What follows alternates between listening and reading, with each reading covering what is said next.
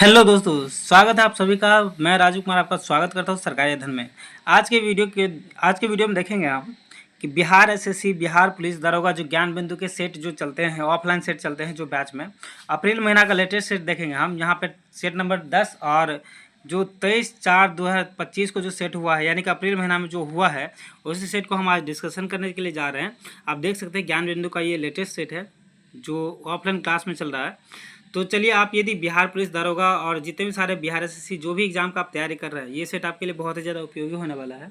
तो चलिए आज शुरू करते हैं। यहाँ पे पहला क्वेश्चन है, किस देश के वास्तुकार लियू जियाकुन को 2025 का पुलित्जर पुरस्कार प्रदान किया गया है? तो ये हो जाएगा इसका आंसर, चीन हो जाएगा।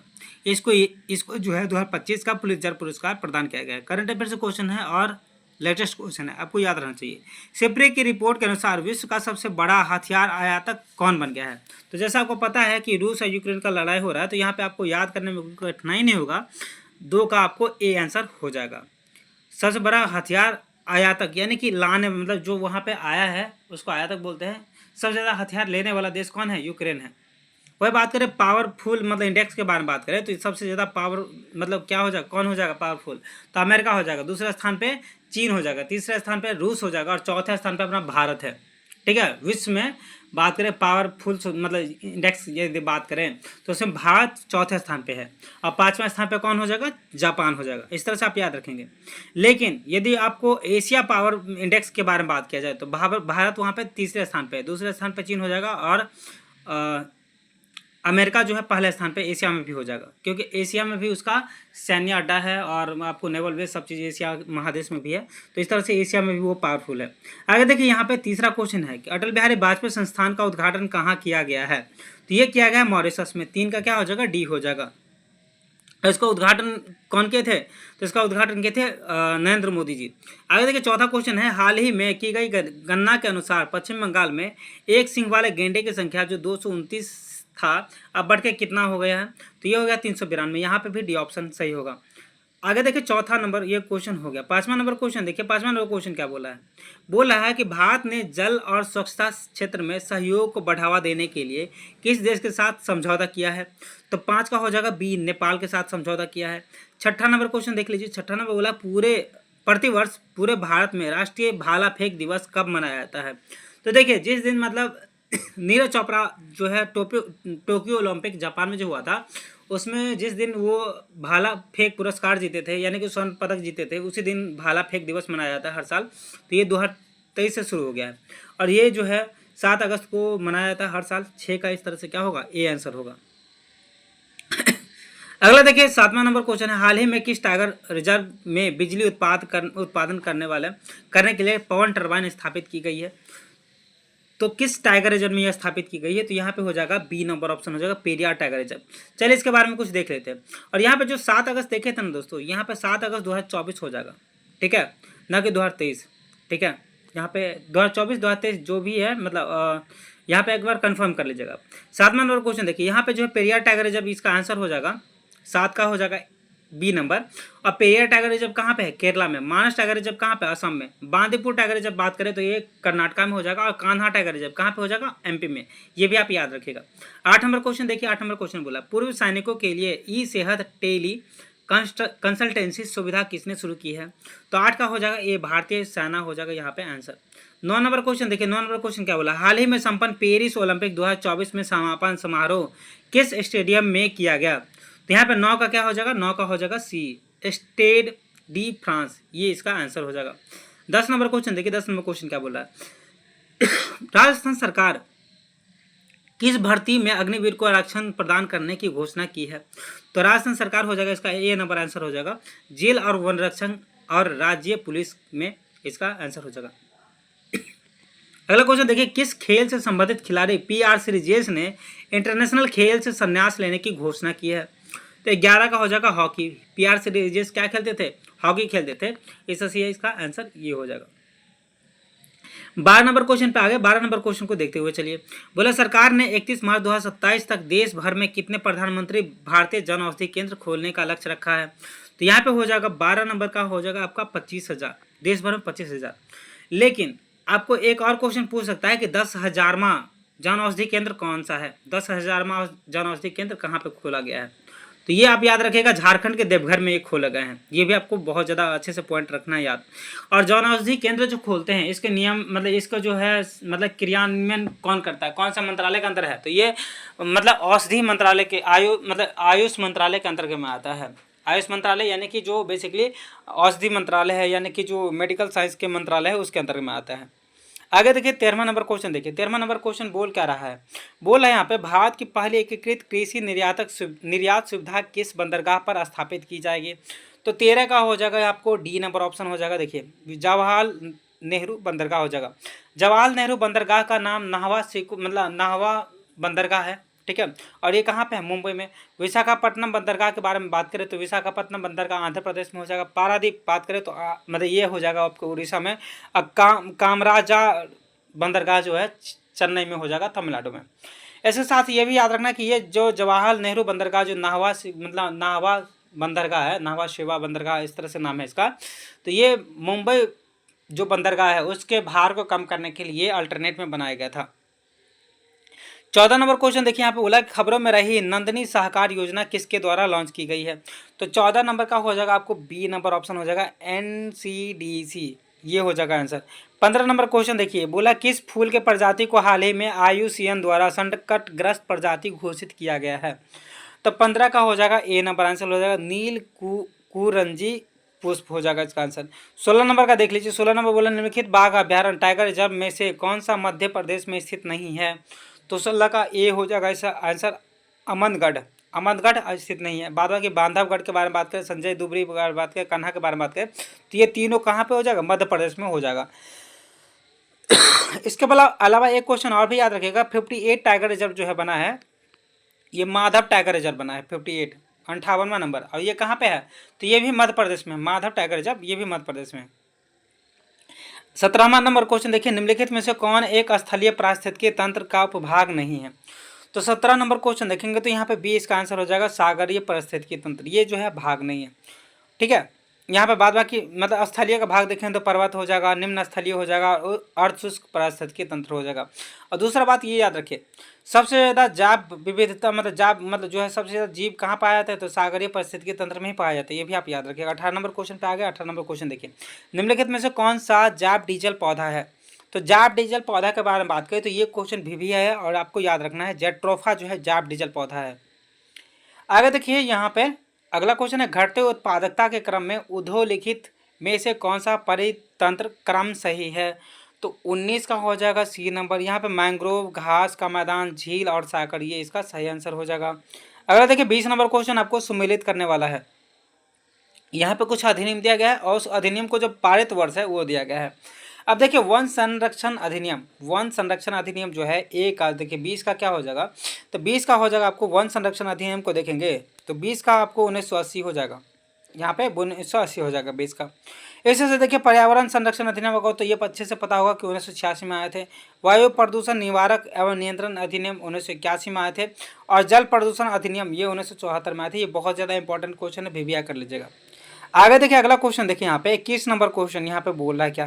तो 21 नंबर क्वेश्चन यहाँ पे सूची 1 और सूची 2 है, इसको मिलान करना है, ठीक है। तो ये क्वेश्चन देखिए, सिंधु घाटी सभ्यता पढ़े होंगे तो वहाँ पे जो नदी है उसके प्राचीन नाम उसी से लिया गया है, ये क्वेश्चन है। 21 नंबर क्वेश्चन के देखे तो यहाँ पे क्या हो जाएगा? कुबरा का हो जाएगा काबुल, क्या हो जाएगा? कुबरा का काबुल हो जाएगा। इसके बाद परोसनी का क्या हो जाएगा? परोसनी का देखेंगे तो रावी हो जाएगा। इसके बाद देखिए तो सदानेरा का क्या हो जाएगा? गंडक हो जाएगा। और शतुर्दी का क्या हो जाएगा? सतलज हो जाएगा। इस तरह से देखिए कौन सा ऑप्शन आपको सही लग रहा है, तो ऑप्शन बी यहाँ पे सही लग रहा है, ठीक है। 21 का क्या हो जाएगा? 21 का हो जाएगा बी नंबर ऑप्शन। इसके बाद देखिए काबुल का कुबरा हो जाएगा, शतुर्दी का सतलज हो जाएगा, ठीक है। अस्कनी का चिनाब हो जाएगा। देखिए यहाँ पे अस्कनी नहीं दिया गया है, अस्कनी का आप याद रखने की कोशिश कीजिएगा। अस्कनी का क्या हो जाएगा? चिनाब हो जाएगा। वही झेलम का बात करें तो झेलम का क्या हो जाएगा? वितिस्ता का हो जाएगा झेलम, ठीक है। तो ये भी आपको याद रखना है। आगे देखिए 22 नंबर क्वेश्चन देखिए, निम्नलिखित वैदिक देवताओं के किस देवताओं का पुरोहित देवताओं का पुरोहित माना जाता है? तो देवताओं के पुरोहित के बारे में बात करेंगे ना तो 22 का हो जाएगा बृहस्पति, यानी कि सब देवता के गुरु कौन थे? तो ये मतलब बृहस्पति थे। लेकिन वही देवताओं के देवता यानी कि सब देवता के देवता कौन थे? तो ये इंद्र थे। बारिश कराने वाले देवता कौन थे? तो ये इंद्र थे। वही समुद्र के देवता के बारे में बात करें, पृथ्वी के मतलब सबके देवता के बारे में बात करें तो ये बृहस्पति हो जाएंगे। ग्रहों के देवता कौन हो जाएंगे? बृहस्पति हो जाएंगे। अग्नि ऐसे देवता थे जो बेसिकली मनुष्य और भगवान के बीच में क्या करते थे? मध्यस्थता का काम करते थे ये अग्नि। ठीक है, तो इस तरह से आप याद रखेंगे। 23 नंबर क्वेश्चन देखिए, 23 नंबर क्वेश्चन बोला ऋग्वैदिक काल में निष्क किस अंग का आभूषण था? तो निष्क बोले तो ये गला का आभूषण था, यानी कि 23 का क्या हो जाएगा? 23 का हो जाएगा बी नंबर ऑप्शन। निष्क और सतमान ये सब क्या है? मुद्रा भी थे और ये आभूषण भी थे। ये आभूषण ऐसे मुद्रा थे जो बेसिकली चलन में थे, यानी कि इससे क्या किया जाता था? आदान प्रदान करके वस्तु का विनिमय किया जाता था। यहाँ पे देखिए कि प्राचीन भारत में निशाका से जाने जाते थे। तो प्राचीन भारत में बात करें 24 नंबर का क्या हो जाएगा? 24 का हो जाएगा निशाका, एक क्या था? स्वर्ण मुद्रा था। निशाका या निष्क, सतवान ये सब क्या थे? स्वर्ण मुद्रा थे। आप ये याद रखना है। आगे देखिए बोगज कोई अभिलेख है, ठीक है, वहाँ पे क्या लिखा गया? बोगज कोई आपको पता होगा, एशिया माइनर से मिला हुआ अभिलेख है। बहुत आसान क्वेश्चन है ये, प्राचीन ऐतिहासिक क्वेश्चन है। तो बोला कि बोगज कोई महत्वपूर्ण है, क्यों क्यों महत्वपूर्ण है? तो 25 का आप देखिए तो 25 का हो जाएगा यहाँ पे, यहाँ से प्राप्त अभिलेख में वैदिक देवताओं देवियों के नाम उल्लेखित है। ठीक है, यहाँ पे 4 देवी देवताओं के नाम उल्लेखित है, आपको अच्छे से पता होगा दोस्तों। यहाँ पे 26 नंबर क्वेश्चन पे देखिए, बोला अशोकाराम मठ निम्नलिखित में से किस स्थान पर स्थित है? तो 26 का देखेंगे तो यहाँ पे हो जाएगा बी नंबर, पाटलिपुत्र में स्थित है। अशोकाराम मठ कहाँ पे है? पाटलिपुत्र में स्थित है। मठ किसके लिए बनाया जाता था? बुद्ध मतलब जो है बुद्ध के जो अनुयायी थे उसके लिए मठ बनाया जाता था। आगे देखिए बुद्ध की खरी प्रतिमा निम्नलिखित में से किस काल में बनवाई गई? तो बुद्ध का बात करें, खरी प्रतिमा जो है कुषाण काल में बनाया गया था। आगे देखिए अगला क्वेश्चन है, किस दक्षिण भारतीय राज्य उत्कृष्ट ग्राम प्रशासन था? तो ये देखिए चोल हो जाएगा इसका आंसर। और चोल राज्य के संस्थापक कौन थे? तो विजयालय थे। चोल मतलब पहला पंचायती व्यवस्था जो है कौन शुरू किया था? ये चोल ही शुरू किए थे। पहला पंचायती स्वशासन व्यवस्था भी चोल शुरू किए थे। ठीक है, चोल काल में, चोल काल को क्या बोला जाता है? स्वर्ण काल बोला जाता है, मतलब जो है सामाजिक रूप से। आगे देखिए 29वां नंबर क्वेश्चन देखिए, वही स्वर्ण काल बात करें तो गुप्त युग को बोला जाता है, सांस्कृतिक रूप से गुप्त काल को स्वर्ण काल बोला जाता है। आगे देखिए यहाँ पे 72 व्यापारी चीन में किसके कार्यकाल में भेजे गए थे? तो 29 नंबर क्वेश्चन का क्या हो जाएगा? कुलोतुंग फर्स्ट के काल में भेजे गए थे। अब कुलोतुंग फर्स्ट किस मतलब जो है आपको किस वंश से थे? ठीक है, तो कुलोतुंग वंश मतलब कुलोतुंग फर्स्ट किस वंश से हो जाएंगे? ये कमेंट बॉक्स में आप बताइएगा। ठीक है, आपके लिए क्वेश्चन छोड़ रहे हैं। बाद बाकी राजेंद्र प्रथम, राजाधिराज और राजराज प्रथम ये सब आपको पता ही होगा, मतलब इससे आप बता सकते हैं। पिछला क्वेश्चन डिस्कस कर चुके हैं इसी वंश पे, तो आप कमेंट बॉक्स में बता सकते हैं। हिंट आपको बहुत ज़्यादा है। राज मतलब यहाँ पे सूची फर्स्ट और सूची सेकंड में देखिए, तो यहाँ पे एक तरफ सूची फर्स्ट दिया है, एक तरफ सूची सेकंड दिया है। अब इसको मिलान करना है कि कौन किसके दरबार में रहते थे। यहाँ पे एक तरफ राजा का नाम है और एक तरफ मतलब यहाँ पे उसके दरबारी मतलब यहाँ पे कवि है। तो यहाँ पे देखिए 30 नंबर का देखेंगे तो यहाँ पे क्या हो जाएगा? अमीर खुसरो। अमीर खुसरो का क्या हो जाएगा? ये देखिए चमिंद अमीर खुसरो अलाउद्दीन खिलजी के दरबार में रहते थे।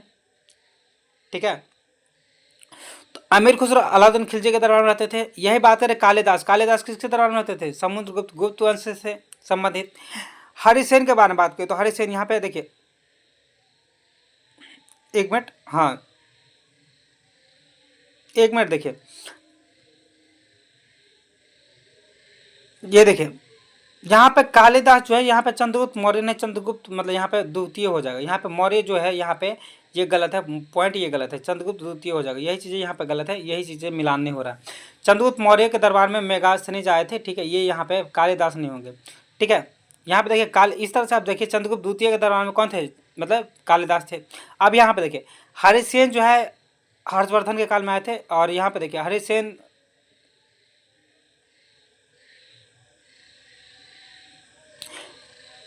एक मिनट और एक चीज़ दिखना होगा, बाणभट्ट जो है हर्षवर्धन के काल में आए थे और हरिसेन जो है समुद्रगुप्त के काल में आए थे। अब ये सही हुआ। ठीक है, इस तरह से आप देखिए मिलान करके देखिए 30 का क्या हो जाएगा? 30 का 1 का 4, 1 का 4 और मतलब 2 मतलब 2 बी का 1, 1 का 4 बी का 1। यहाँ पे देखिए ये ऑप्शन सही हो जाएगा, ऑप्शन नंबर बी सही हो जाएगा इस तरह से। ठीक है, थोड़ा बहुत गलत था यहाँ पे, चंद्रगुप्त मौर्य नहीं चंद्रगुप्त द्वितीय होगा। ठीक है, आगे देखिए 31वां नंबर क्वेश्चन देखिए, दिल्ली का प्रथम मुस्लिम शासक कौन था? तो 31 नंबर का क्वेश्चन देखेंगे तो दिल्ली के प्रथम मुस्लिम शासक कौन हो जाएंगे? कुतुबुद्दीन ऐबक हो जाएंगे। ये गुलाम वंश से संबंधित है। 1206 से लेकर के 1290 ईस्वी तक गुलाम वंश चला था। और कुतुबुद्दीन ऐबक के बारे में बात करें तो 1206 से लेकर 1210 तक इसका शासन रहा था। ठीक है, गुलाम वंश कब तक रहा था? 1206 से लेकर के 1290 तक, जिसमें इल्तुतमिश भी आ जाते हैं, रजिया सुल्तान भी आ जाते हैं, बलबन भी आ जाता है। ये सब गुलाम वंश के शासक रहे हैं। आगे देखिए 31वां नंबर क्वेश्चन के बाद 32वां नंबर क्वेश्चन देखें। तो कथन ए और आर पर विचार कीजिए तथा नीचे दिए गए विकल्प के आधार पर सही उत्तर का चयन कीजिए। कथन ए और कारण आर दिया गया है यहाँ पे। तो यहाँ पे देखेंगे तो 32 नंबर क्वेश्चन देखिए। तो यहाँ पे लिखा है बलबन अपने शासन में शक्तिशाली बनाया और सारी सत्ता अपने हाथ में केंद्रित कर ली।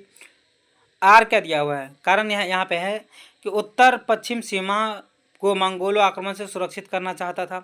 अब यहाँ पे देखिए इसका यदि आप देखेंगे तो ऑप्शन यहाँ पे पहला ऑप्शन है ए और आर दोनों सही है। आर ए का सही व्याख्या करता है। तो 32 का देखेंगे तो यहाँ पे ये नहीं होगा, आर ए का सही व्याख्या नहीं करता है। यहाँ पे देखिए, यहाँ पे बी ऑप्शन देखेंगे तो आर ए दोनों सही है पर आर ए का सही व्याख्या नहीं करता, यानी कि दोनों थोड़ा बहुत अलग अलग है। तो यहाँ पे 32 का बी हो जाएगा। 33 नंबर देखिए, 33 नंबर यहाँ पे क्या बोल रहा है? 33 नंबर बोला निम्नलिखित सुल्तानों में से किसके गढ़ मुक्तेश्वर की मस्जिद की दीवारों पर अपने शिलालेख में स्वयं को खलीफा का सहायक कहा? तो यहाँ पे 33 का देखेंगे तो 33 का हो जाएगा बलबन ने। ठीक है, बलबन ने ये कहा था। आगे देखिए 34 नंबर क्वेश्चन देखिए। घड़ी अथवा गृह कर लगाने वाला दिल्ली का प्रथम सुल्तान था, ये कौन था? तो 34 का हो जाएगा बी, अलाउद्दीन खिलजी थे। 35 नंबर क्वेश्चन देखिए। 35 में बोला है निम्नलिखित में से कौन सुमेलित है? तो 35 का हो जाएगा यहाँ पे सी नंबर। यहाँ पे द्वैतवाद ये जो है माधवाचार्य, ये जो है मतलब यहाँ पे देखिए, एक मिनट, ये गलत लग रहा है। द्वैतवाद माधवाचार्य, हाँ सही है। ठीक है, यहाँ पे ये सुमेलित है। ठीक है, बाद बाकी ये आगे बात करें तो ये सब सुमेलित नहीं है, ये सुमेलित है। 36 नंबर क्वेश्चन देखिए। यहाँ पे बोला है निम्नलिखित कथनों पर विचार करें तथा इन्हें कालानुक्रम व्यवस्थित कीजिए। अब यहाँ पे देखिए पहला क्या है? मोहम्मद बिन तुगलक द्वारा राजधानी स्थानांतरण, अफगान षड्यंत्र, आगे बोला जलालुद्दीन खिलजी की हत्या और तराइन का द्वितीय युद्ध।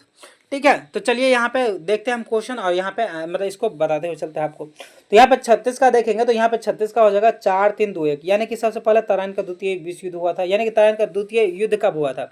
देखिए तराइन का प्रथम युद्ध के बारे में बात करें तो 1191 में तराइन का प्रथम युद्ध हुआ था। ठीक है, यहाँ पे बात करें तो पृथ्वीराज चौहान और आपको पता है कि मोहम्मद गजनवी के बीच में हुआ था। ठीक है, मोहम्मद गजनवी थे मोहम्मद गौरी, हाँ मोहम्मद गौरी के बीच में हुआ था। पृथ्वीराज चौहान मोहम्मद गौरी के बीच में तराइन का प्रथम युद्ध हुआ था। और तराइन का द्वितीय युद्ध के यहाँ पे लिखा गया, तो तराइन का द्वितीय युद्ध 1 साल बाद ही हो जाता है 1192 में, ये तराइन का द्वितीय विश्व युद्ध हो जाता है। इसके बाद बात करें तो यहाँ पे जलालुद्दीन खिलजी की मृत्यु हो जाते हैं। ठीक है, इसके बाद बात करें तो अफगान षड्यंत्र होता है। और सबसे लास्ट में बात करें तो मोहम्मद तुगलक का मतलब यहाँ पे राजधानी स्थानांतरण होता है। ये कब होता है? राजधानी स्थानांतरण के बारे में बात कीजिए 1300 कुछ ईस्वी में होता है, 1326 के आसपास ये मतलब यहाँ पे होता है, 26 नहीं 29 के आसपास होता है।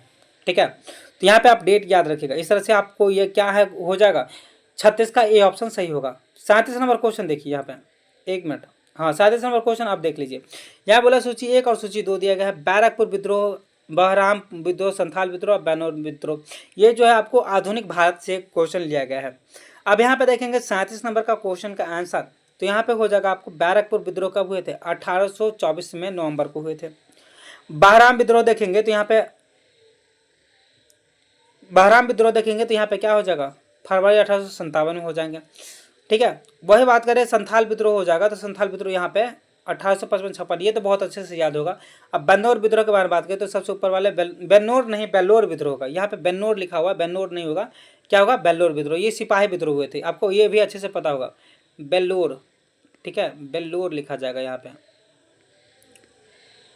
बेल्लोर होगा, बेन्नौर यहाँ पे है लिखा हुआ, बेन्नौर नहीं बेल्लोर होगा। ये सिपाही विद्रोह थे, ये सब सारे जो है जितने भी सारे हैं ना, ये सिपाही विद्रोह है। ठीक है, ये सिपाही विद्रोह आप याद रखेंगे। इस तरह से ऑप्शन क्या हो जाएगा यहाँ पे? ए नंबर ऑप्शन सही होगा। यहाँ पे देखिए 38वां क्वेश्चन देखिए। 38वां क्वेश्चन है निम्नलिखित में से कौन सा सही सुमेलित नहीं है? तो 38वां नंबर का क्वेश्चन है, इसका आंसर क्या हो जाएगा? नायक और ताना भगत, ये नहीं होगा। देखिए जतरा भगत और ताना भगत ये क्या किए थे? ये कौन सा आंदोलन किए थे? मतलब ये आपको मतलब नायक थे, ताना भगत नहीं, जतरा भगत इसका नायक मतलब यहाँ पे था। संथाल विद्रोह कान्हू, सिद्धू कान्हू, ये 4 भाई थे, ये किया था। बिरसा मुंडा जो है बेसिकली उलांग विद्रोह किए थे। और अहम विद्रोह बेसिकली गोमधर कुंवर ये किए थे। बाद बाकी ये जो है नायक ताना भगत, ये नायक नहीं होंगे, ये इसका सही आंसर है यहाँ पे, मतलब ये गलत है। क्वेश्चन के अकॉर्डिंग ये है गलत, लेकिन ऑप्शन के अकॉर्डिंग मतलब क्वेश्चन ऑप्शन के अकॉर्डिंग ये गलत है, लेकिन क्वेश्चन के अकॉर्डिंग ये सही है क्योंकि सुमेलित नहीं है, ये पूछा गया है। आगे देखिए 39वां नंबर क्वेश्चन देख लीजिए। बोला कि निम्नलिखित में से किसे पेरिस की रॉयल एशियाटिक सोसाइटी की सदस्यता प्रदान की गई थी। तो यहाँ पे 39 नंबर क्वेश्चन का देखेंगे तो यहाँ पे हो जाएगा बी, माइकल मसूदन दत्ता को। आगे देखिए 40 नंबर क्वेश्चन पे आ गए। 40 नंबर क्वेश्चन क्या बोला, निम्नलिखित में से किसने कालिदास की प्रसिद्ध रचना अभिज्ञान शाकुंतलम की पहली बार अंग्रेजी में अनुवाद किया था। ये सब सारे आधुनिक भारत के क्वेश्चन हैं इतिहास के। तो यहाँ पे देखिए 40 का हो जाएगा D number, sir William Jones पहली बार किए थे। और ये कब किए थे, 1800 मतलब 1700 बात करें 1782 से 84 के आसपास में किए थे। ये डेट आप याद रखना चाहिए, ठीक है। आगे देखिए 41 नंबर क्वेश्चन देखिए, ब्रिटिश सरकार के किस अधिनियम ने सबसे पहली बार भारत में शिक्षा के लिए 1 लाख रुपए दिए थे। ये क्वेश्चन आपको बहुत अच्छे से पता होगा, ये बहुत ही फेवरेट क्वेश्चन है। तो 41 नंबर का हो जाएगा बी नंबर ऑप्शन, ठीक है। 41 नंबर का क्या हो जाएगा, बी नंबर हो जाएगा। आगे देखिए 42 नंबर क्वेश्चन देख लीजिए। बोला किसने कहा मुझे इस आरोप के संबंध में कोई क्षमा नहीं मांगनी कि संविधान प्रारूप में गवर्नर ऑफ इंडिया एक्ट 1935 के बड़े भाग पुनः उत्पादित कर दिया गया है। तो ये हो जाएगा हमारे जो संविधान निर्माता थे डॉक्टर बी अम्बेडकर जी, महान पुरुष थे, ये भगवान थे, ठीक है।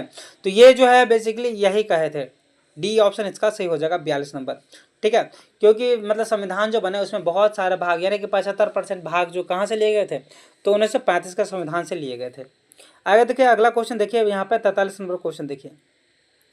तो 43 नंबर क्वेश्चन देखिए, 19वीं शताब्दी में किस देश का भारत की ओर विस्तार एंग्लो अफगान संबंध का आधार था। तो 43 नंबर क्वेश्चन देखेंगे तो यहाँ पे क्या हो जाएगा, सी हो जाएगा रूस। अब देखिए रूस का बेसिकली अंग्रेज को डर क्या था कि रूस बेसिकली धीरे धीरे ये इस रास्ते से आते हुए, सिंध रास्ते से आते हुए भारत पे मतलब अपना क्या करेगा, आधिपत्य जमा लेगा, और इस तरह से अंग्रेज का सुपड़ा साफ हो जाएगा। इस तरह से क्या हुआ कि एंग्लो अफगान वार करके सिंध पे अपना विजय प्राप्त कर लिया और सिंध को घेर लिया। तो यहाँ पे ये हो जाएगा, रूस से डर था उसको। आगे देखिए निम्नलिखित में से कौन सा सही युग्म सुमेलित नहीं है।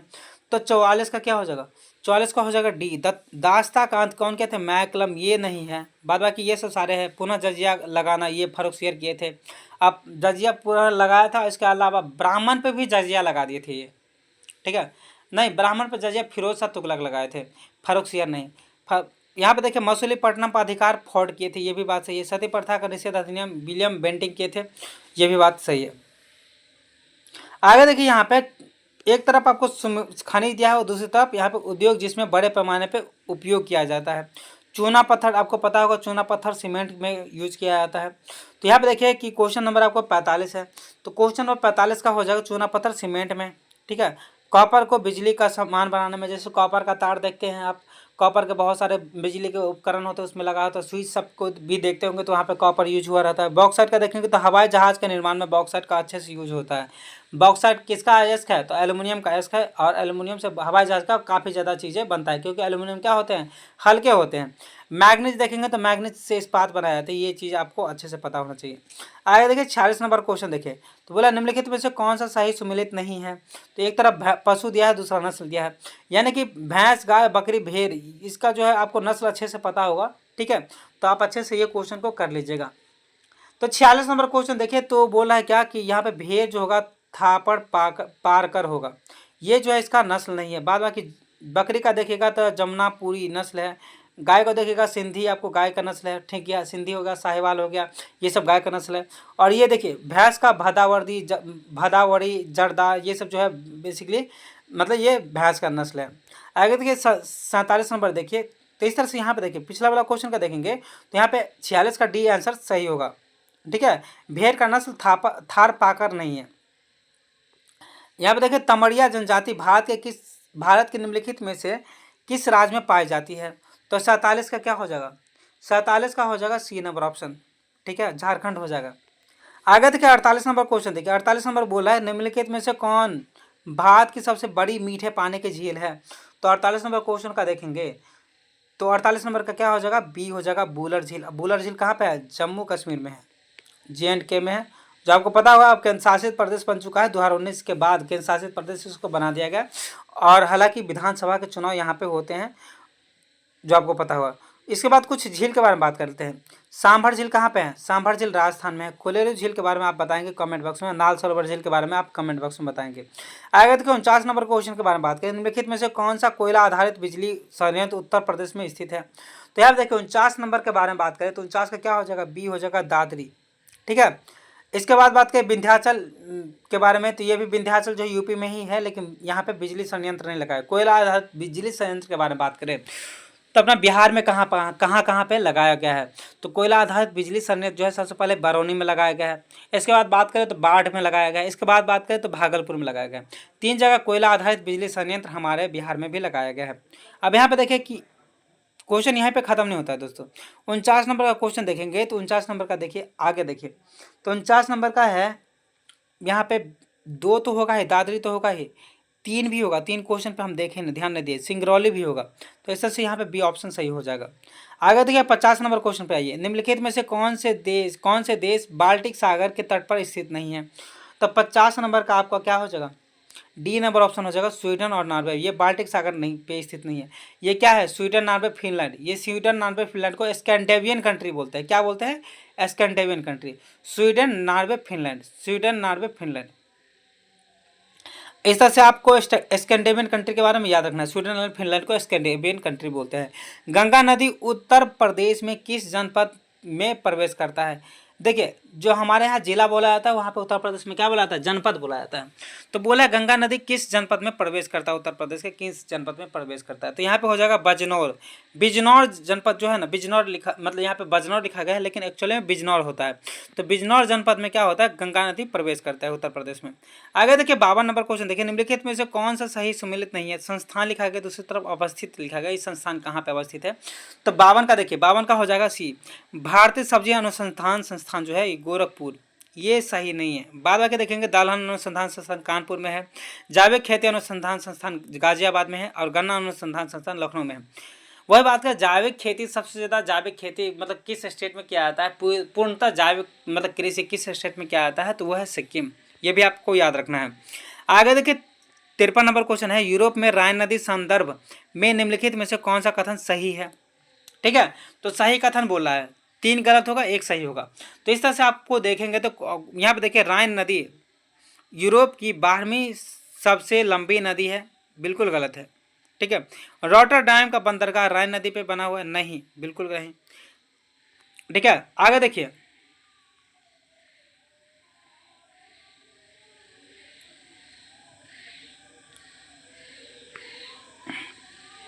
एक मिनट दोस्तों, हाँ राइन नदी के बारे में है। ठीक है, तो 1 मिनट, मतलब यहाँ पे कुछ गलती हो गया था। तो राइन नदी यूरोप के 12वीं सबसे लंबी नदी है, ये भी सही होगा। और रॉटरडैम बंदरगाह राइन नदी पे बना हुआ, ये भी सही होगा। ठीक है, ये दोनों सही होगा। तो यहाँ पे इस तरह से ऑप्शन यहाँ पे देखेंगे 1 और 2 दोनों सही है। 53 का हो जाएगा क्या आंसर? 53 का देखेंगे तो आपको इस तरह से 1 और 2 दोनों सही है, तो इस तरह से सी नंबर इसका आंसर हो जाएगा। ठीक है, तो 53 का हो जाएगा सी नंबर। ठीक है, अगला चलिए 54 नंबर क्वेश्चन देखते हैं। यहाँ पे मिलान करने वाला यहाँ पे दिया गया है, एक तरफ खनिज अन्वेषण अभिकरण है, दूसरी तरफ मुख्यालय है यहाँ पे। तो यहाँ पे 54 का देखेंगे तो 54 का क्या हो जाएगा? 54 का हो जाएगा तेल प्राकृतिक गैस उद्योग। कहाँ पे हो जाएगा? 4 में हो जाएगा, ये नई दिल्ली में है। ठीक है, इसके बाद बात करें तो दूसरा ऑप्शन है क्या है कि खनिज अन्वेषण लिमिटेड, ये क्या हो जाएगा? नागपुर में, ये तो अच्छे से आपको पता होगा। तीसरा देखिए खनिज मतलब राष्ट्रीय खनिज विकास निगम, ये कहाँ पे है? तो ये हो जाएगा हैदराबाद में, ये भी अच्छे से पता होगा। एल्युमिनियम कंपनी लिमिटेड, ये आपको भुवनेश्वर में। ऑप्शन मतलब यहाँ पे क्वेश्चन थोड़े इजी थे, आप पकड़ सकते थे। इससे यहाँ पे 56 का क्या, 54 का क्या होगा? सी नंबर आंसर होगा। ठीक है, यदि देखिए ये सेट थोड़े बहुत हार्ड है, यदि आप बनाते हैं और आपको 60 प्लस आया था तो आप सिक्योर रहिए कि आपको दरोगा में भी, बिहार पुलिस में दोनों रिजल्ट आ जाएगा। यदि आपको 40 प्लस आ रहा है फिर भी आप समझिए कि आपका तैयारी बहुत अच्छा है, क्योंकि सेट हार्ड है थोड़ा, तो इस तरह से घबराना नहीं है। ठीक है, यदि 40 प्लस स्कोर कर पा रहे हैं तो बहुत अच्छा है, तब आपका समझ लीजिए कि तैयारी ओवरऑल सही है, अच्छा जा रहा है। तो आप देखिए निम्नलिखित में से कौन सा एक कोको का प्रमुख उत्पादक देश नहीं है? ठीक है, तो यहाँ पे कोको का प्रमुख उत्पादक देश कौन सा नहीं होगा? तो यहाँ पे हो जाएगा आपको लातविया। लातविया जो है कोको का प्रमुख उत्पादक देश नहीं है। बाद में कैमरून हो गया, आइवरी कोस्ट हो गया, घाना हो गया, ये सब कोको के अच्छे खासे उत्पादक देश है। घाना का राजधानी के बारे में बात करें तो आकरा हो जाएगा, बहुत बार पूछा गया क्वेश्चन है। घाना का राजधानी आपको याद रखना आकरा हो जाएगा। ठीक है। आगे देखिए यहाँ पे 56वां नंबर क्वेश्चन क्या बोला है, सूर्य ग्रहण कब होता है। तो सूर्य ग्रहण 56वां नंबर क्वेश्चन देखेंगे तो सूर्य ग्रहण कब होता है, जब चंद्रमा सूर्य पृथ्वी के बीच होता है, चंद्रमा सूर्य और पृथ्वी के बीच होता है। जैसे बात करें कि ये सूर्य हो गया और यहाँ पे पृथ्वी हो गया, ठीक है, बीच में जो चंद्रमा आ जाए तो ये चंद्रमा आने से क्या होता है कि सूर्य दिखाई ही नहीं देता पृथ्वी पे, ठीक है। तो यहाँ पे क्या होता है, तो बोलते हैं हम सूर्य ग्रहण हो गया। इस तरह से आप याद रखेंगे। 57वां नंबर क्वेश्चन देखिए, 57वां क्वेश्चन बोला तिथि निर्धारक रेखा ग्रीनविच से 12 घंटे अंतर है, कथन है ये। कारण क्या बोला, तिथि निर्धारक रेखा 180 डिग्री देशांतर पर स्थित है। 57 नंबर का ये देखेंगे। तो अब देखिए यहाँ पे दोनों ऑप्शन सही है, 12 घंटे का अंतर है और 180 डिग्री देशांतर पर स्थित है ये। और इस तरह से ये रूस और अमेरिका को अलग करता है। 180 डिग्री देशांतर पे जो है ना, रूस और अमेरिका को इस तरह से अलग करता है। यहाँ पे दोनों ऑप्शन सही हो जाएगा, यानी कि ए और आर दोनों सही है और ए का सही व्याख्या करता है। यहाँ पे ऑप्शन ए सही होगा 57 का। 58 नंबर क्वेश्चन देखिए, बोला सूची 1 और सूची 2 दोनों को मिलान करना है। एक तरफ एटना वेसुवियस ये ज्वालामुखी है दोस्तों, और ये ज्वालामुखी जो है इस देश है, ये यहाँ पे अवस्थित ज्वालामुखी है, ठीक है। तो यहाँ पे देखेंगे कौन सा ज्वालामुखी कहाँ पे अवस्थित है। तो 58 का देखेंगे तो 58 का हो जाएगा कैसा, एटना ज्वालामुखी कहाँ पे है, एटना ज्वालामुखी सिसिली द्वीप पे है, ठीक है। एटना ज्वालामुखी कहाँ हो जाएगा, सिसिली द्वीप पे हो जाएगा। इस तरह से बात करें वेसुवियस ज्वालामुखी कहाँ हो जाएगा, नेपाल्स की खाड़ी में हो जाएगा। येरेवीप कहाँ पे हो जाएगा, कोटोपेक्सी तो आपको एक ऑर्डर में हो जाएगा। इस तरह से आप लगा लेंगे। येरेवेस कहाँ पे होगा, रॉस द्वीप में होगा।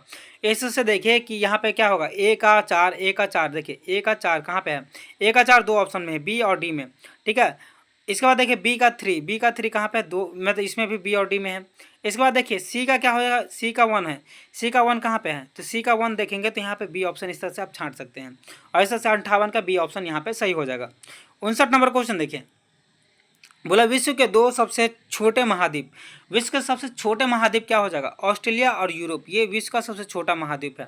और सबसे छोटा महाद्वीप के बारे में बात करें तो वो होगा ऑस्ट्रेलिया, ठीक है, जो सबसे छोटा है और सबसे दक्षिणतम महाद्वीप है। ये दक्षिणतम महाद्वीप में एक है, ठीक है। नहीं तो सबसे दक्षिणतम महाद्वीप के बारे में बात करें तो अंटार्कटिका हो जाएगा, जो बिल्कुल रेगिस्तान है और ठंडे बर्फ से घिरे हुए हैं। ये यहाँ पे सिर्फ पेंगुइन पाया जाता है, ठीक है। तो यहाँ पे देखिए कि मतलब संयुक्त राष्ट्र अमेरिका के दक्षिण कैलिफोर्निया में स्थित मृतक घाटी डेथ वैली निम्नलिखित में से किसका उदाहरण है। तो 60 का हो जाएगा। यहाँ पे किसका उदाहरण है, ये रिफ्ट घाटी का उदाहरण है। रिफ्ट मतलब धंसा हुआ, ठीक है। डेथ वैली क्या है कि दोनों जगह से मतलब जैसे बात करें कि डेथ वैली कैसे बन गया यहाँ पे, कि जैसे यहाँ का भी जमीन और यहाँ का जमीन पहले समतल था, यहाँ पे पूरा समतल था, लेकिन धीरे धीरे क्या हुआ कि धीरे धीरे हुआ क्या कि यहाँ पे जमीन खिसक गई, यहाँ पे जमीन खिसक गया और इस तरह से क्या हुआ, जमीन खिसक के ये जमीन खिसक के नीचे की तरफ आ गए और इस तरह से ये भाग इस तरह से हो गया। तो ये क्या हो गया, रिफ्ट घाटी बन जाते हैं। तो इसको क्या बोला गया, डेप्थ वैली मतलब डेथ वैली, इसको डेप्थ घाटी यानी कि रिफ्ट वैली बोला जाता है इस तरह के। आगे देखिए 61 नंबर क्वेश्चन है, 60 का क्या हो जाएगा, डी हो जाएगा आंसर। 61 नंबर क्वेश्चन देखिए, मरुस्थल और उसके देश दिया गया है, कौन से देश में कौन सा मरुस्थल है, यहाँ पे ये है। तो यहाँ पे देखिए कि बोला कि सुमेलित करना है। तो देखिए यहाँ पे थोड़ा देख लेते हैं इसका मतलब देखिए दोस्तों यहाँ पे देखेंगे सुमेलित नहीं है ये पूछ रहा है, सुमेलित करना नहीं है, सुमेलित नहीं है ये पूछ रहा है। तो 61 का देखेंगे तो यहाँ पे कौन सुमेलित नहीं, गिब्सन मरुस्थल जो है ब्राजील में ये नहीं है, गिब्सन मरुस्थल ब्राजील में नहीं है। बाद बाकी सोनोरन मरुस्थल ये संयुक्त राष्ट्र अमेरिका में है। तकला मकान तो चीन में है, चीन के मंगोलिया में हो जाएगा, ठीक है। चीन के मंगोलिया में क्या हो जाएगा, तकला मकान हो जाएगा, ठीक है, मंगोलिया साइड में। काराकुम मरुस्थल तुर्कमेनिस्तान में हो जाएगा, ये भी बात सही है। आगे देखिए निम्नलिखित में बोला है युग्मों के कौन से सुमेलित नहीं है। तो देखिए 62 नंबर का देखेंगे तो 62 नंबर का बी जो है फाइबर फ्लावर झील, ये मंगोलिया में ये नहीं है, बाद बाकी सारे सही है। आगे देखिए 63 नंबर क्वेश्चन क्या बोला है, 63 नंबर क्वेश्चन बोला है निम्नलिखित युग्मों में से कौन एक सही सुमेलित नहीं है। तो 63 का देखेंगे, 63 का क्या हो जाएगा, बी हो जाएगा। Plaster of Paris calcium bicarbonate के ये नहीं होता, ये सही नहीं है। ब्लीचिंग पाउडर कैल्शियम ऑक्सीक्लोराइड के बने होते हैं, वॉशिंग पाउडर कैल्शियम कार्बोनेट के बने होते हैं और बेकिंग सोडा कैल्शियम बाइकार्बोनेट के बने होते हैं। यदि इसका फार्मूला देखेंगे तो यहाँ पे देखिए वॉशिंग पाउडर का फार्मूला होता है NaHCO3 और यह मतलब वॉशिंग पाउडर का बारे में बात करें NaHCO3 बात करें तो यहाँ पे NaHCO3 हो जाएगा वॉशिंग पाउडर का, Na2CO3 क्या हो जाएगा यहाँ पे सोडियम बाइकार्बोनेट का हो जाएगा। इस तरह से आप याद रखिएगा। आगे देखिए 64 नंबर क्वेश्चन के बारे में देखें तो यहाँ पे बोला वैज्ञानिक नाम और उसके कार्य क्षेत्र के बारे में देखें। तो वैज्ञानिक नाम है बिरबल साहनी, मतलब यहाँ पे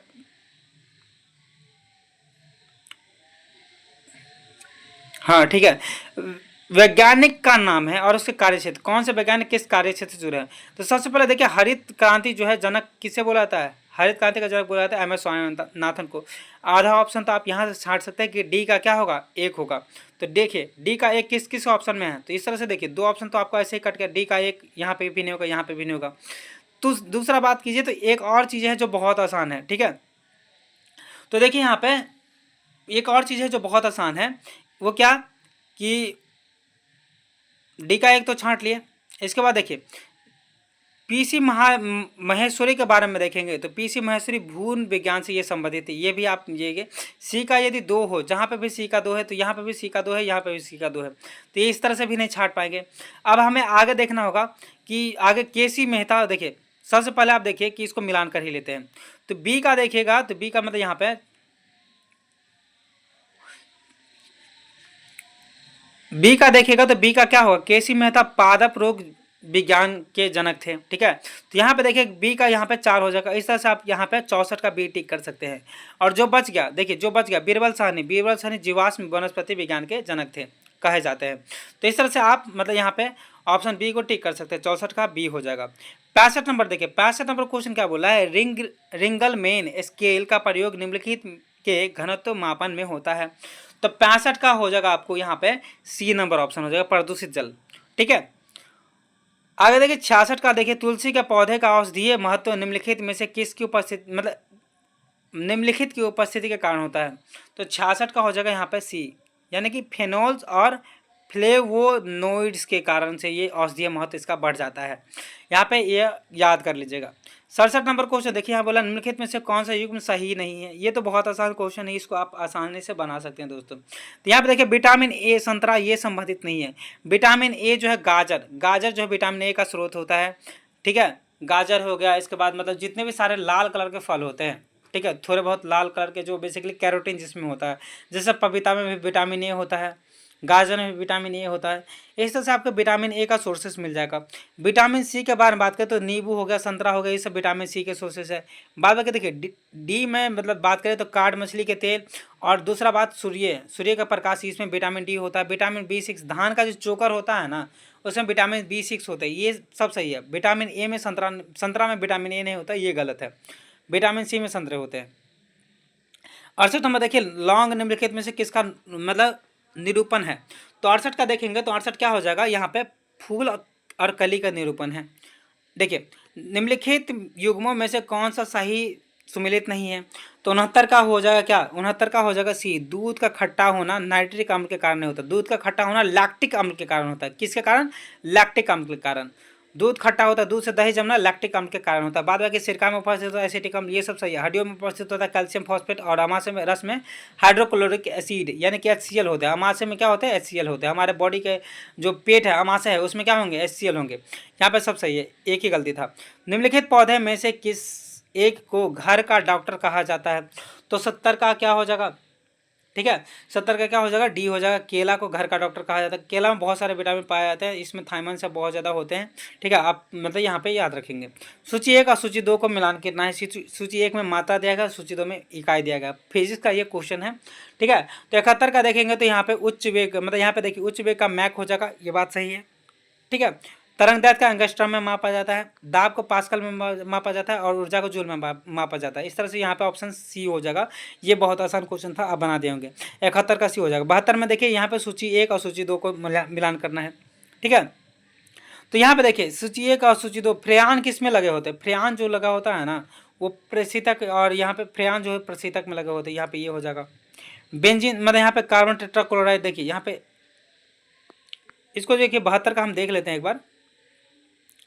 72 का देखिए यहाँ पे कूट दिया गया है, मतलब इसको हम एज ऑप्शन से जाएं तो यहाँ पे देखिए 72 का हो जाएगा डी नंबर ऑप्शन, ठीक है। 72 का हो जाएगा डी नंबर, ठीक है, यानी कि डी नंबर ऑप्शन हो जाएगा। 2 1 4 3 हो जाएगा। 2 1 4 3 यहाँ पे मिलान कर लेंगे इस तरह से, ठीक है। चलिए 2 1 इसका 4 हो जाएगा, इसका 3 हो जाएगा। इस तरह से आपको जैसे बोले थे फ्रेयॉन प्रशीतक का हो जाएगा। टेट्रा मतलब टेट्राएथिलीन मतलब एंटीनॉक का कारक होता है। बेंजीन हेक्साक्लोराइड हो जाएगा आपको कीटनाशी होता है ये। कार्बन टेट्राक्लोराइड मतलब अग्निनाशक होता है, यानी कि आग को मुझा देता है कार्बन टेट्राक्लोराइड। ऐसा से आपको याद रखना है। आगे देखिए यहाँ पे 73 नंबर क्वेश्चन देखिए, मच्छरों के बारे में निम्नलिखित कथनों पर विचार करें। तो 73 नंबर का देखिए आप विचार करेंगे तो यहाँ पे क्या पाएंगे कि यहाँ पे देखिए कि 73 का केवल यहाँ पे देखिए सबसे पहले केवल मादा मच्छर रक्त चूसती है, ठीक है, ये बात सही है। और यहाँ पे देखिए आगे देखिए ये लिखा हुआ है कि 5वां कि नर मच्छर अपेक्षा मादा मच्छर के डायने बड़े होते हैं। तो मादा मच्छर के डायने बड़े होते हैं, ये भी बात सही है। तो यहाँ पे डी हो जाएगा। चलिए अब इसके एक्सप्लेन देख लेते हैं। नर मच्छर रक्त चूसते हैं, ये बिल्कुल गलत है। नर मच्छर क्या करते हैं, जो बेसिकली घास फूस होते हैं ना, जंगल झाड़ होते हैं, वहाँ पे जो मच्छर पाया तो वो नर मच्छर होते हैं, वो रस नहीं चूस पाते क्योंकि उसके डायने छोटे होते हैं, ठीक है। मादा मच्छर पौधे का रस चूसती है, ये भी बात गलत है। नर मच्छर पौधे का रस चूसते हैं। मादा मच्छर की अपेक्षा नर मच्छर के डायने बड़े होते हैं, ये भी बात गलत है। नर मच्छर के डायने बड़े नहीं होते हैं, बहुत छोटे डायने होते हैं। तो इस तरह से यहाँ पे 2 ऑप्शन यहाँ पे के सही हो जाएंगे। यहाँ पे ऑप्शन 2 और ऑप्शन 5 सही हो जाएंगे। और विकल्प में देखिएगा तो डी विकल्प में ऑप्शन 2 और 5 सही है। यहाँ पे इस तरह से डी इसका आंसर हो जाएगा। 74 नंबर क्वेश्चन को देख लीजिए। 74 नंबर क्वेश्चन देखेंगे तो आपको 74 नंबर क्वेश्चन में क्या बोल रहा है, बोला निम्नलिखित में से कौन सा भाग भारतीय संविधान के अंतर्गत सम्मिलित नहीं है। तो यहाँ पे अधिकरण 10, ये भाग 10 ये अधिकरण इससे संबंधित नहीं है। अधिकरण भाग 10 में बात करें तो अधिकरण नहीं हो जाएगा, ये गलत है। बाद में कहते हैं पंचायती राज भाग 9 में है, नगर पालिका भाग 10 के ए में है और सहकारी समिति भाग 9 के ख में है। अधिकरण बात करें तो भाग 14 के मतलब क में हो जाएगा, ठीक है, ये भाग 14 के क में है अधिकरण। 75 के बारे में बात करें तो संविधान के संदर्भ में निम्नलिखित कथनों पर विचार कीजिए। तो यह बोला कि मतलब यहाँ पे देखिए सबसे पहले यहाँ पे इस क्वेश्चन को देखें तो 75 नंबर का क्वेश्चन जो है यहाँ पे बोल रहा है कि संघ मंत्री परिषद लोकसभा के प्रति सामूहिक रूप से उत्तरदायी होते हैं, बिल्कुल सही बात है। यह बोला है संघ के मंत्री प्रधानमंत्री के प्रसाद प्रयत्न पद धारण करेंगे, ये बिल्कुल गलत है, ठीक है। प्रसाद प्रयत्न पद धारण नहीं करते हैं मंत्री, ठीक है। राष्ट्रपति के सलाह पे प्रधानमंत्री मतलब जो है प्रधानमंत्री के सलाह पे राष्ट्रपति नियुक्ति करता है मतलब मंत्री परिषद को, ठीक है। लेकिन प्रसाद प्रयत्न पद जो धारण होता है ये होता है कि आपको CAG का हो गया पद, ठीक है, अटॉर्नी जनरल का पद हो गया, ठीक है, ये सब प्रसाद प्रयत्न पद होते हैं जो राष्ट्रपति द्वारा होता है, प्रधानमंत्री द्वारा ये नहीं। तो ये विकल्प तो वैसे गलत होगा। तो यहाँ पे ऑप्शन ए सही होगा। यहाँ पे देखिए 76 नंबर क्वेश्चन को देखिए। 76 नंबर क्वेश्चन बोला है सूची 1 सूची 2, ठीक है, यहाँ पे दिया गया है। तो यहाँ पे देखिए कि बोला मतलब कुछ आपको ऑप्शन दिया गया है और यहाँ पे मतलब इसको मतलब सम्मिलित करना है।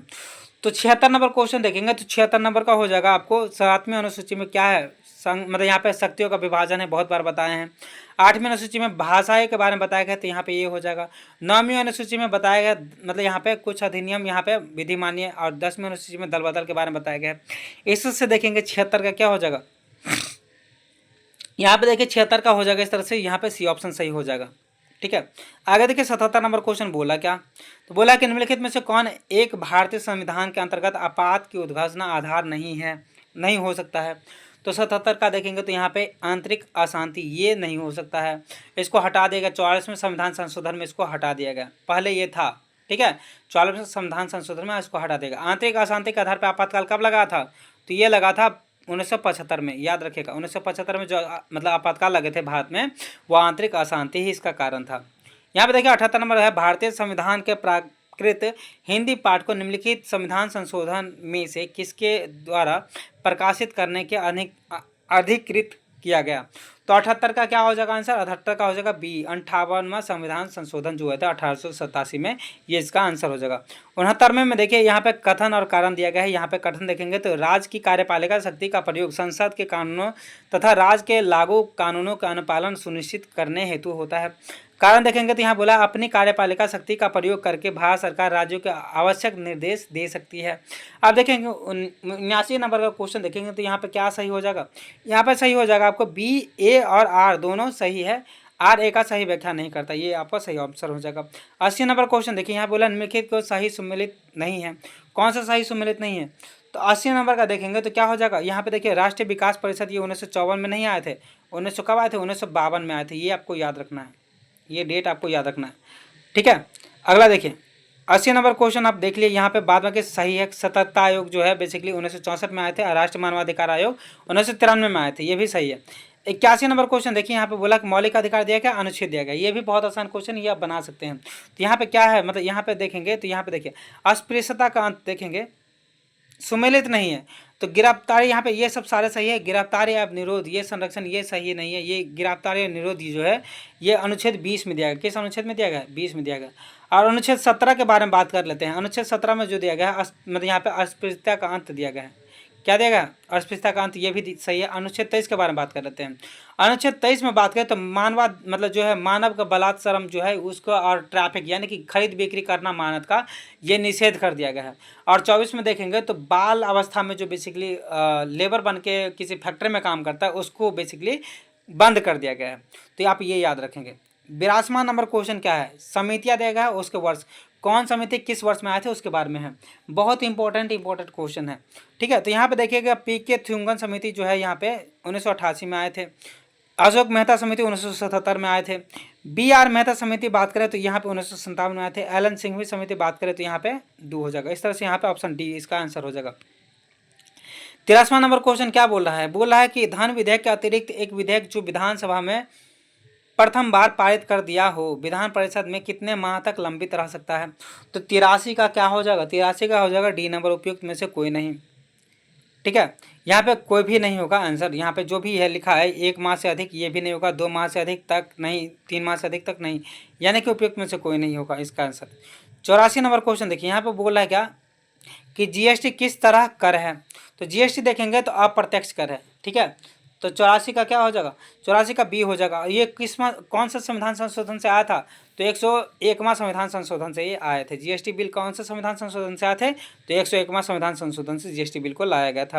आगे देखिए सूची 1 सूची 2 को सम्मिलित करना है और मतलब यहाँ पे राजनीतिक दल दिया गया है और इसके वर्ष दिया गया है, यानी कि राजनीतिक दल का स्थापना किस वर्ष में हुआ इसको बताना है। तो बहुत आसान मतलब बहुत अच्छा क्वेश्चन है, बहुत ही हल्का क्वेश्चन है। ये आप अच्छे से मतलब इसको याद नहीं है तो याद कर लेंगे। तो 85 का देखेंगे तो यहाँ पे भारतीय राष्ट्रीय कांग्रेस जो है मतलब यहाँ पे राष्ट्रीय कांग्रेस 1885 में बनी थी, ये आपको अच्छे से पता होगा। ठीक है, इसके अलावा बात करें कि मतलब 1885 बने थे, ये आपको अच्छे से पता होगा। इसके अलावा बात करें तो जनसंघ के बारे में बात करें तो 1951 में बने थे और जनसंघ भारतीय मतलब जनसंघ जो 1951 में बने थे। यहाँ पे देखिए तो यहाँ पे 1925 में भारतीय समाजवादी दल बने थे और यहाँ पे जो बच गया ये हो जाएगा 1972 में। अब देखिए भारतीय साम्यवादी दल के एम मुंशी जो इसके मतलब पार्टी के अध्यक्ष हो जाएंगे, जो स्थापना किए थे।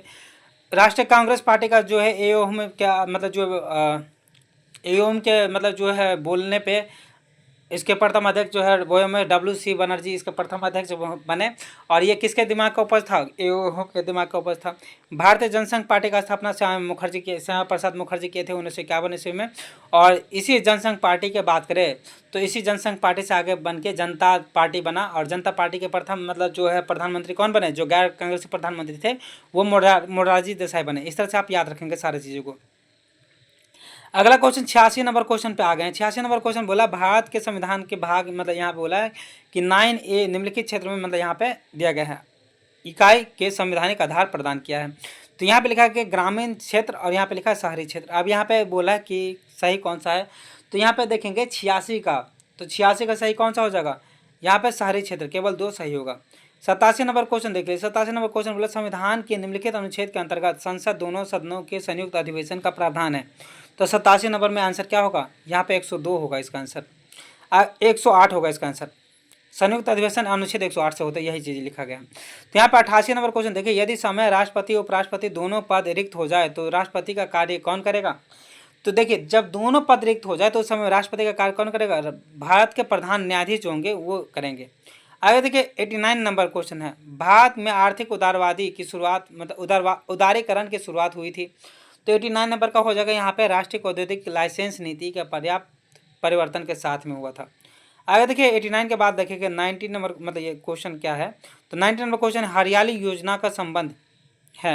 हरियाली योजना का संबंध हो जाएगा आपको सी, जल प्रबंधन से संबंध है। आगे देखिए यहाँ पे 91 नंबर क्वेश्चन क्या है? निम्नलिखित कथनों पर विचार कीजिए। कथन यहाँ पे दिया गया है 91 नंबर क्वेश्चन का मतलब यहाँ पे देखेंगे तो यहाँ पे क्या है?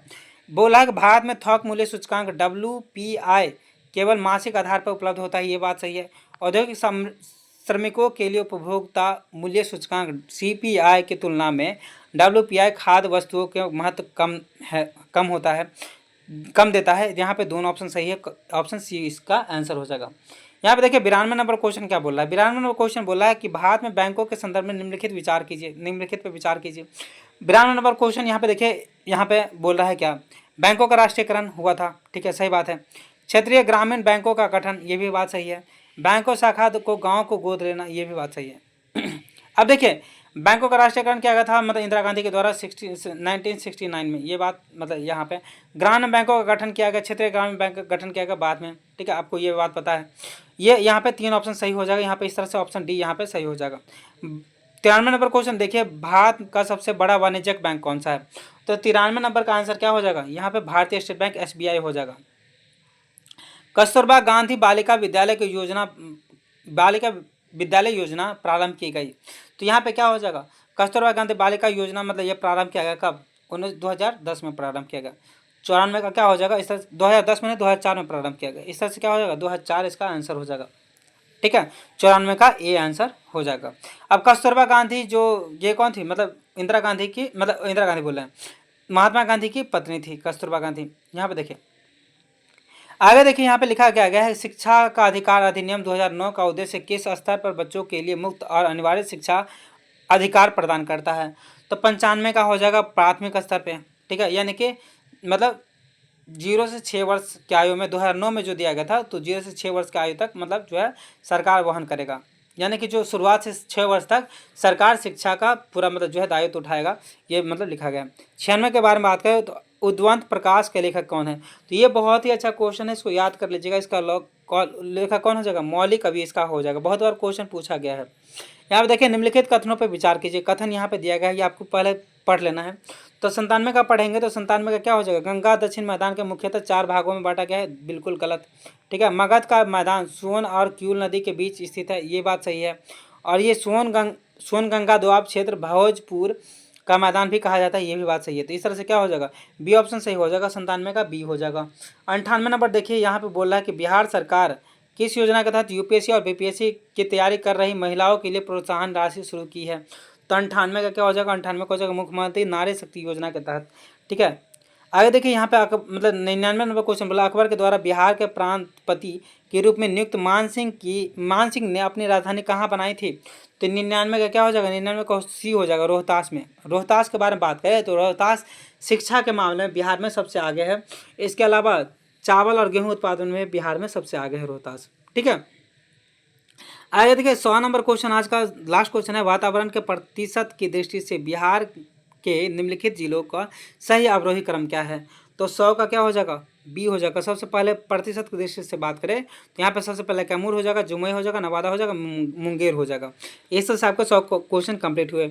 आप मेरे साथ जुड़ने के लिए मतलब जो धन्यवाद। और इसके अलावा यदि आप चाहते हैं कि आपको ऐसे सेट प्रोवाइड होते रहे डेली, तो आप क्या करेंगे, चैनल को सब्सक्राइब कर लेंगे, वीडियो को कमेंट कीजिए, ज़्यादा से ज़्यादा तक बढ़ाइए, क्योंकि चैनल नया है, आप लोग सपोर्ट करेंगे दोस्तों, तभी हम आगे बढ़ पाएंगे। धन्यवाद।